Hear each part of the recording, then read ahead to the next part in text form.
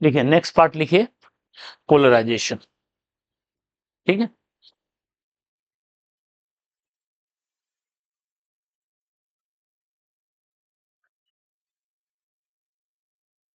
Polarisation क्या है? ये वेव, ठीक है, वेव का प्रॉपर्टी है ऑब्वियस। इसको आप ईएम वेव से रिलेट करो। ईएम वेव में क्या बताए थे? क्योंकि लाइट एक ईएम वेव है, ठीक है, सारा ईएम वेव का प्रॉपर्टी लाइट में लग रहा है। याद करो, ईएम वेव में वेव ऐसे प्रोपगेट कर रहा है, ऐसे वेव प्रोपगेट्स कर रहा है, ठीक है, और जो ऑसिलेशन होता था, ठीक है, ऑसिलेशन जो होता था इस वेव प्रोपगेशन के परपेंडिकुलर होता था। वेव प्रोपगेशन के परपेंडिकुलर मतलब oscillation takes place in this plane.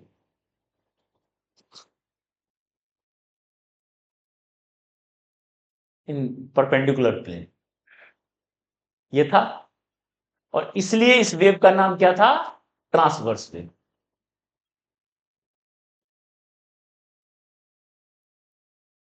इसलिए ट्रांसवर्स वेव को ही पोलराइज किया जा सकता है, लॉन्गिट्यूडनल को नहीं। ओके, तो याद करो, अगर मान लेते हैं कोई ऑब्जर्वर ऐसा है, ऑब्जर्वर है, ये इस प्लेन को देख रहा है, इस तरीके से देख रहा है, मान लेते हैं ये उसके लिए एक्स वाई प्लेन है, इस ऑब्जर्वर के लिए ये एक्स वाई प्लेन है, यानी जेड एक्सिस में प्रोपगेट कर रहा है, ठीक है। इलेक्ट्रिक फील्ड मान लेते हैं ऐसे ऑसिलेट कर रहा है, इलेक्ट्रिक फील्ड कुछ, इलेक्ट्रिक फील्ड ऐसे ऑसिलेट कर रहा है, कुछ ऐसा मान लेते हैं 60 डिग्री पे ऑसिलेट कर रहा है, ऐसे ऑसिलेट कर रहा है इलेक्ट्रिक फील्ड। मैग्नेटिक फील्ड क्या होगा? फिर उसके परपेंडिकुलर ऑसिलेट करेगा, बताए थे। तो हम ईएम वेव को इलेक्ट्रिक फील्ड के कॉन्टेक्स्ट में समझते हैं, मैग्नेटिक फील्ड बोलते भी नहीं है, ऑटोमेटिकली अंडरस्टूड है। ओके, इलेक्ट्रिक फील्ड ऐसे ऑसिलेट कर रहा है, तो इसी प्लेन में ऑसिलेट करना है इलेक्ट्रिक और मैग्नेटिक फील्ड को। If oscillation of electric field is fixed in a direction in given plane, इस प्लेन में अगर फिक्स डायरेक्शन में, जैसे यहां पे वो 60 डिग्री पे है, for example here it oscillates along line y equal to √3x।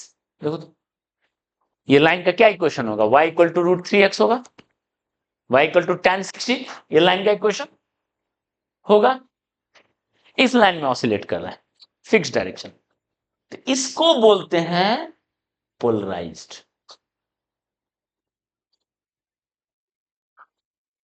अगर एक डायरेक्शन में फिक्स ऑसिलेट कर रहा है तो ऑब्वियस है मैग्नेटिक फील्ड भी एक ही डायरेक्शन होगा ऑसिलेट का। लेकिन but if electric field oscillate in given plane but in random direction,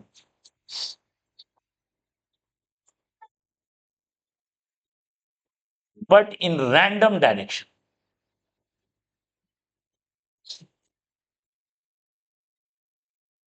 fix direction नहीं, तो वो क्या कहलाएगा? That is unpolarized light. इसलिए डे टू डे लाइफ में जो लाइट होता है वो क्या होता है? अनपोलराइज्ड लाइट होता है। मतलब अगर अनपोलराइज्ड लाइट का ऑसिलेशन देखें, देखो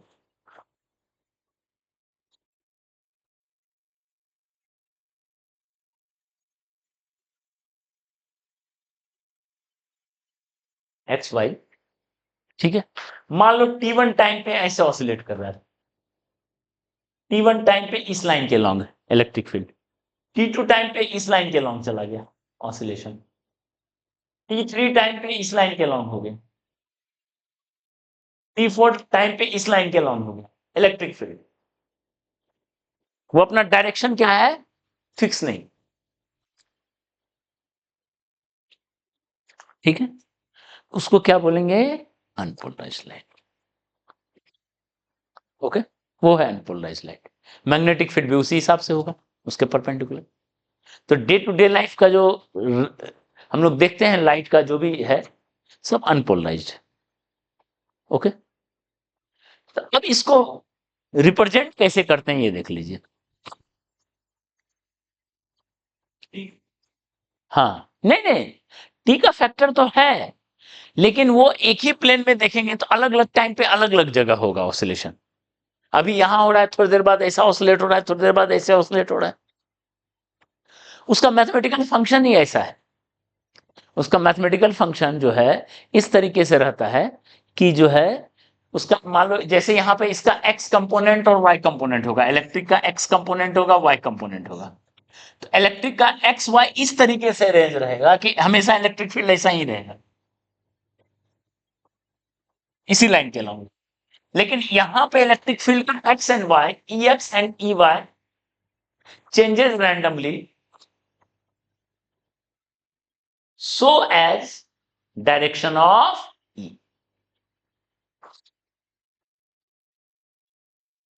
ठीक है,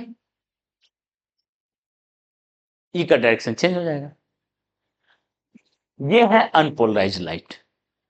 इसको रिप्रेजेंट कैसे करेंगे, देखो ये है, अगर मान लो वेव प्रोपगेशन, ध्यान दो, देखो अगर हम ऐसे रिप्रेजेंट किए, ध्यान दो, ये पोलराइज लाइट हो गया।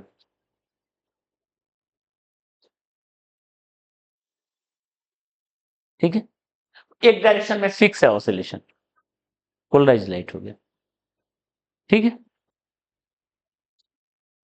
मान लो हमने एक डॉट से लिखा है, ये भी पोलराइज हो गया।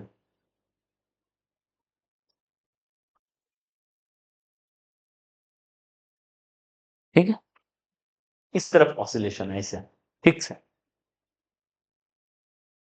ओके, हम ऐसे कर दिए, मान लो ऐसा ऑसिलेशन कर लीजिए, ये भी पोलराइज्ड फिक्स है इसका, इसी तरफ ऐसे ऑसिलेट हो रहा है। ठीक है, इसका एक कंपोनेंट ऐसा होगा, एक कंपोनेंट ऐसा होगा, ये दोनों कंपोनेंट मिलकर नेट ऐसा है, पर फिक्स है। लेकिन अनपोलराइज को कैसे दिखाएंगे, अनपोलराइज लाइट का रिप्रेजेंटेशन क्या है, देखो इस तरीके से करेंगे, प्रोपगेट कर रहा है, तो जो भी इलेक्ट्रिक फील्ड होगा इसी प्लेन में होगा, उसका एक कंपोनेंट ये होगा और एक कंपोनेंट ये होगा, दोनों कंपोनेंट, एक ई एक्स और एक ई वाई। इस तरीके से रैंडमली मान लेते हैं, ये ई एक्स है, एक्स के लॉन्ग है, ये ई वाई है, और ये जेड एक्सिस है, ई वाई और ये जेड एक्सिस।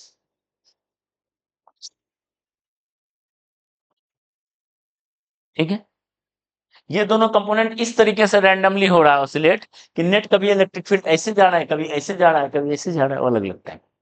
ये हो गया अनपोलराइज लाइट। Okay, done. तो अनपोलराइज लाइट को पोलराइज बनाया जाता है एक इंस्ट्रूमेंट से, using an instrument called polariser.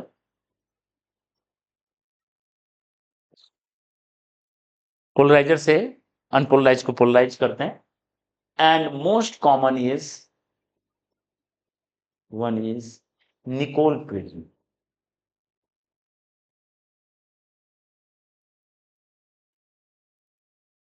Nicol prism एक ऐसा प्रिज्म है जिसमें ऑप्टिकल चेन्स होते हैं, वो क्या करता है, उसको पोलराइज कर देता है। ठीक है, मतलब क्या करता है, निकोल प्रिज्म, मान लो ये हमने एक प्रिज्म ड्रॉ किया था लाइट के पाथ में, ऐसा लाइट जा रहा है, उसके पाथ में प्रिज्म रख दिया, इसमें एक ट्रांसमिशन एक्सिस है, ये इसका ट्रांसमिशन एक्सिस है। ये क्या करता है, ट्रांसमिशन एक्सिस जो भी ऑसिलेशन इस एक्सिस के अलोंग है उसको पास कर देता है, और जो भी ऑसिलेशन इस एक्सिस के परपेंडिकुलर है उसको एब्जॉर्ब कर लेता है। ठीक है, जो भी ऑसिलेशन इस एक्सिस के पैरेलल है उसको पास कर दिया, और जो इसके परपेंडिकुलर उसको एब्सॉर्ब कर लिया। मतलब आउटकम हमेशा ऐसा रहेगा, दिस इज आउटपुट। अगर निकोल प्रिज्म ऐसा है तो उसका आउटपुट हमेशा ऐसा आएगा, यही पास होगा, बाकी क्या होगा, एब्सॉर्ब हो जाएगा। ठीक है, तो निकोल प्रिज्म क्या करता है, इसको एब्सॉर्ब कर लेता। ठीक है, डन। तो हम क्या लिख सकते हैं, oscillation parallel to, oscillation parallel to axis passes through, and oscillation perpendicular to axis is absorbed.